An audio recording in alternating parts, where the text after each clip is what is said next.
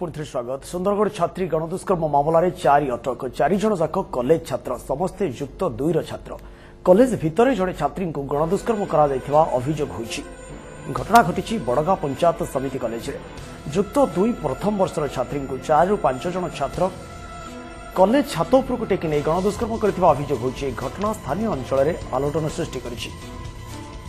ए संपर्क अधिक सूचना पाई फोनलाइन रही आम प्रतिनिधि संतोष पलाई। संतोष, कौन रही अधिक सूचना आपन पाखे पुलिस एने कौन प्रतिक्रिया प्रकाश करिछि?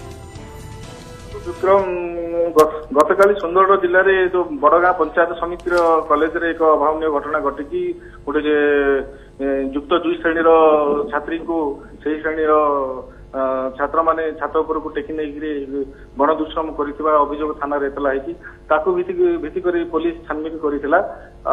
जहा फल भी से झीर बयान हिसाब से जना पड़ुछि जे वर्तमान जहाँ गतकाली झील सूचना देथिला जे मते कॉलेज कैंपस ऊपर को टाणी नहीं डाकी नहीं सेठी 4-5 जन मिसी गण बलात्कार करथिले। आज झीर बयान बदलैथवा नहीं जहाँ कि स्पष्ट सूचना होची जे जहाँ कॉलेज रे घटी कॉलेज वाला ता चपेवा चेष्टा करूछंती जेहेतु से निकटस्थ पहाड़ रे ए घटना घटी गणमाध्यम सूचना दउची। कॉलेज कर्तृपक्षों के सीधासलख प्रतिक्रिया कौन थिला गणमाध्यम को? गणमाध्यम को कॉलेज अध्यक्ष प्रतिज्ञा थिला एही कि से वर्तमान से कॉलेज रे उपस्थित नथिले बोली जहाँ गणमाध्यम सूचना दउतले।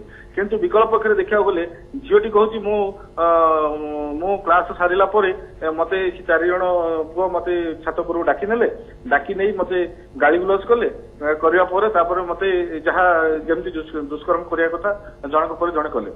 आज्ञा पीड़िता परिवार तरफ कौन आछि प्रतिक्रिया?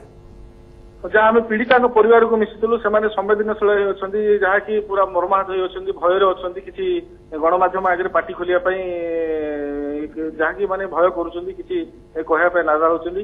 ये विषय में पुलिस को भी जोगाजोग करूँ। गतकाली एसपी को जोगाजोग करूँ जे एसपी कहते ठीक अच्छे जदि एतला थाना रजू आम पुलिस पक्षर एक गोटे टीम गठन कर दुर्बृत्त मान धरने चेष्टा कर। संतोष, सुंदरगढ़ जो छात्री गणदुष्कर्म मामलें 4 जन को अटक रखी पुलिस समस्त युक्त 2 छात्र पुलिस से इंटरोगेशन पर किसी सूचना पाइला कि 4 जन को बर्तमान सुधा गिरफ कला कि पुलिस?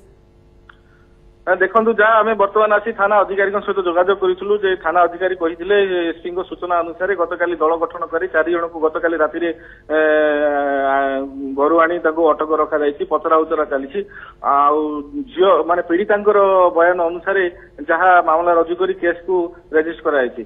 बर्तमान एपर्यंत डाक्तरी माइना करागला कि से जो छात्र माने संपृक्त थिले बा जे पीड़िता रही समस्त डाक्तरी माइना पुलिस कला कि ना? वर्तमान से डाक्तर जहाँ पुलिस सूचना आमको देती पुलिस वर्तमान जो पीड़िता को डाक्तर माइना करने को सुंदरगढ़ सूचना संतोष जहाँ सूचना देखिए सुंदरगढ़ छात्री गणदुष्कर्म मामले में 4 जन को पुलिस अटक रखी। 4 जन जाक से कॉलेज युक्त 2 छात्र घटना बड़गां पंचायत समिति कॉलेज घटी। बहुत बहुत धन्यवाद आपको अधिक सूचना।